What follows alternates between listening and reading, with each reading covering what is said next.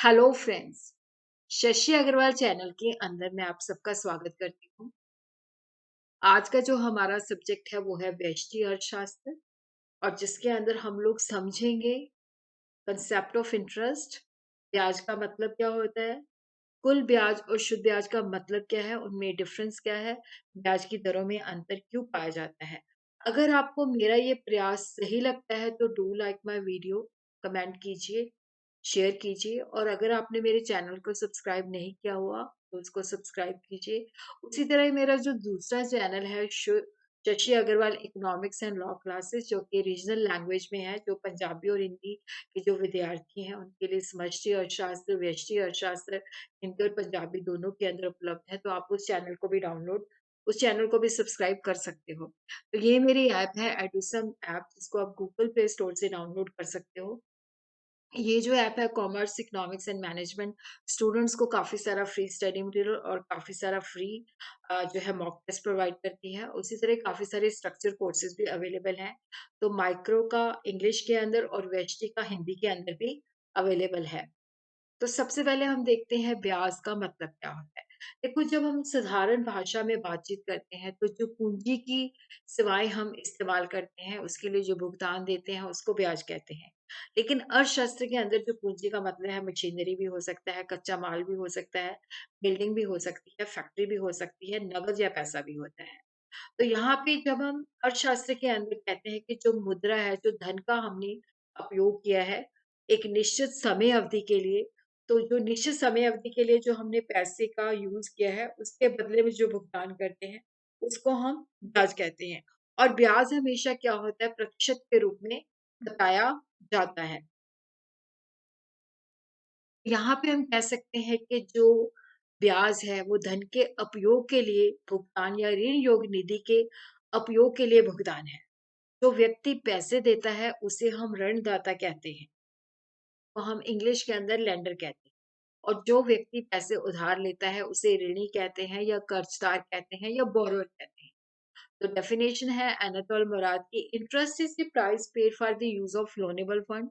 Interest may also be defined income derived from the lending of the funds। ब्याज का अर्थ ऋण योग कोष के उपयोग के लिए दी जाने वाली कीमत अथवा ऋण योग कोष को उधार देने से प्राप्त आय को ब्याज कहा जाता है।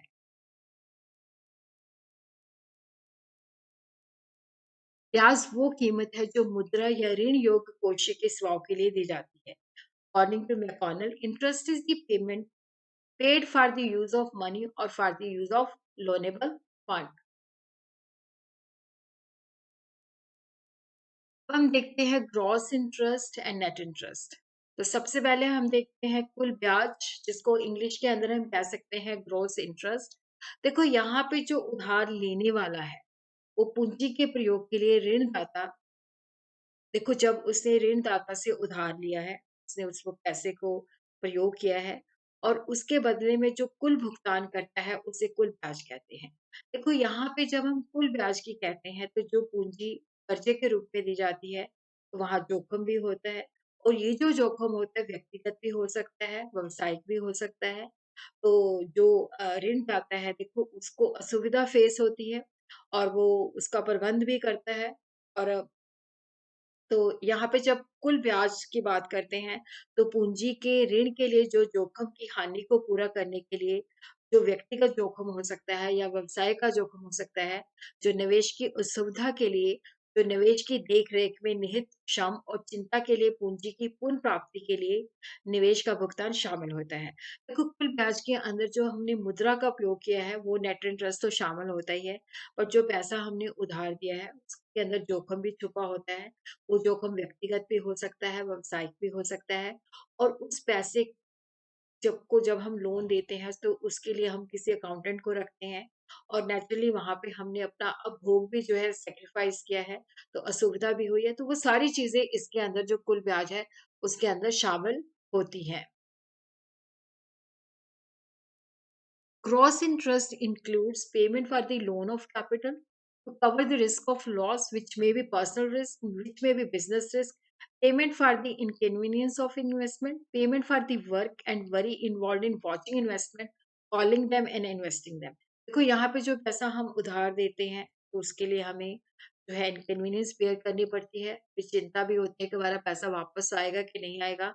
हम पैसे की देखभाल भी करते हैं कि पैसा हमें सही समय पे मिल जाए। तो ग्रॉस इंटरेस्ट के अंदर ये सारी चीज़ें जो है शामिल होती हैं। अब हम देखते हैं कि कुल ब्याज के घटक कौन-से हैं, जैसे नेट इंटरेस्ट है, जोखिम के लिए पुरस्कार है, व्यावसायिक जोखिम है, व्यक्तिगत जोखिम है, प्रबंधन के लिए पुरस्कार है, सुविधा के लिए पुरस्कार है।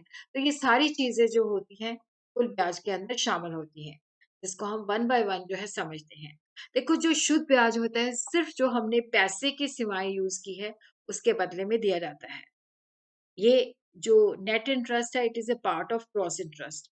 ग्रॉस इंटरेस्ट के अंदर शुद्ध ब्याज के साथ रिवॉर्ड फॉर रिस्क भी है, क्योंकि देखो जब हम पैसे किसी को उधार देते हैं तो वहां पे हमें जोखिम उठाना पड़ता है, डर लगा रहता है, शंका रहती है कि वो बंदा हमारा पैसा वापस करेगा कि नहीं करेगा। और उसी तरह क्या होता है कि जैसे हमने किसी बंदे को लोन दिया है, तो वो बिजनेस के लिए लोन दिया है, तो वो बंदा जो है ईमानदार है, लेकिन उसको बिजनेस के अंदर घाटा पड़ जाता है, तो हो सकता है वो हमारा पैसा ना चुका पाए। तो व्यावसायिक जोखिम की वजह से भी क्या होता है, हमारा पैसा जो है डूब सकता है। वो जोखिम को उठाने की भी कीमत इसके अंदर शामिल होती है। उसी तरह व्यक्तिगत जोखिम होता है कि जैसे हमने उधारकर्ता को पैसे दिए हैं, उसकी आर्थिक स्थिति कैसी है, उसका चरित्र कैसा है, उसकी ईमानदारी कैसे है। तो ये चीज़ें कि वो पैसा वापस करेगा कि नहीं करेगा, तो इन चीज़ों के ऊपर भी निर्भर करती है।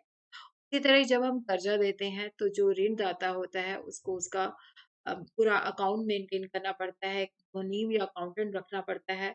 अगर उधारकर्ता पैसा नहीं लौटाता तो उसके ऊपर कानूनी कार्रवाई भी करनी पड़ती है।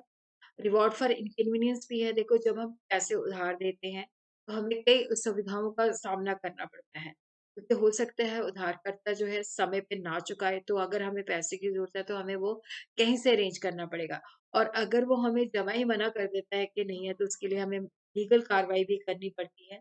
तो यहाँ पे जो ग्रॉस इंटरेस्ट है उसके अंदर ये रिवॉर्ड फॉर इनकन्वीनियंस भी उसके अंदर शामिल है। अब हम देखते हैं शुद्ध ब्याज। शुद्ध ब्याज जो केवल मुद्रा की सेवाओं के उपयोग के लिए दिया जाता है।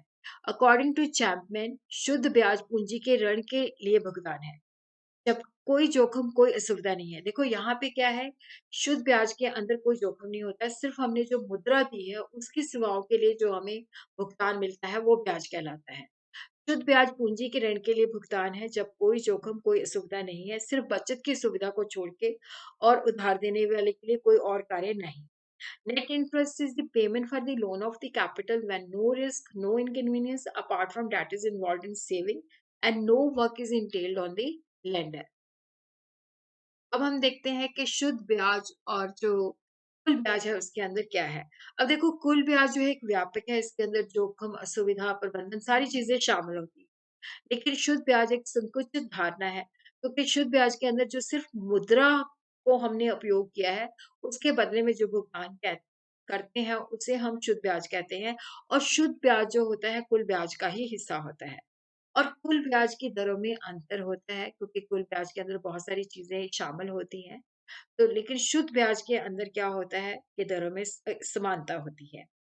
और यहाँ पे कई चीज़ें जैसे जो है ब्याज के निर्धारण को प्रभावित करती है। लेकिन शुद्ध ब्याज जो होता है माँग और पूँजी की पूर्ति की जहाँ पे इक्वालिटी होती है, वहाँ पे वो निर्धारित होता है। अब हम देखते हैं कि जो ब्याज की दरें होती हैं उसके अंदर बहुत ज़्यादा अंतर होता है। तो वो कौन से कारण होते हैं? पहला है एकाधिकार शक्ति। देखो अगर बाज़ार के अंदर एक ही व्यक्ति है जिससे हमें पैसा उधार मिल सकता है, तो वो मनचाही कीमत वसूल करेगा तो ब्याज की दर ज़्यादा होगी। अगर सप्लायर बहुत ज़्यादा है जिनसे हमें पैसा मिल सकता है, तो वहाँ पे ब्याज की दर कम होगी। उसी तरह liquidity of the mortgage thing, बंधक वस्तु की तरलता। अगर कोई व्यक्ति सोना, चांदी या जेवर गिरवी रख के कर्जा लेता है, तो ब्याज की दर कम होती है, क्योंकि इनको बड़ी जल्दी कैश के अंदर कन्वर्ट किया जा सकता है। परंतु अगर वो मकान या जमीन देता है, तो जिसको बहुत मुश्किल के साथ जो है तरलता में कन्वर्ट किया जाता है, तो वहां पे ब्याज की दर ज्यादा होती है। इसी तरह ही हम देखते हैं जोखिम के अंदर अंतर। देखो जिस व्यक्ति की बाजार के अंदर साख होती है, रेपुटेशन होती है, तो पता होता है कि इससे पैसा वापस हो जाएगा, तो ये वहां पे कम ब्याज जो है उसको मिल जाता है।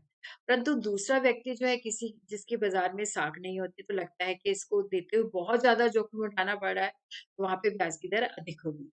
अगर ऋण देते समय अगर जो लेंडर है उसको कई सारी सुविधाओं का सामना करना पड़ता है, तो बाज़ार की दर ज़्यादा होगी। बट अगर सुविधाएँ कम है तो ब्याज की दर कम होगी। और उसी तरह यदि ऋणदाता को ऋण के प्रबंधन पे कि उसको वसूली के लिए कोई अकाउंटेंट रखना पड़ता है और उसको मतलब कोई मुकदमा करना पड़ता है या मतलब प्रबंधन में बहुत ज़्यादा खर्चा करना पड़ता है, तो वहाँ पे क्या होता है कि ब्याज की दर ज़्यादा होती है।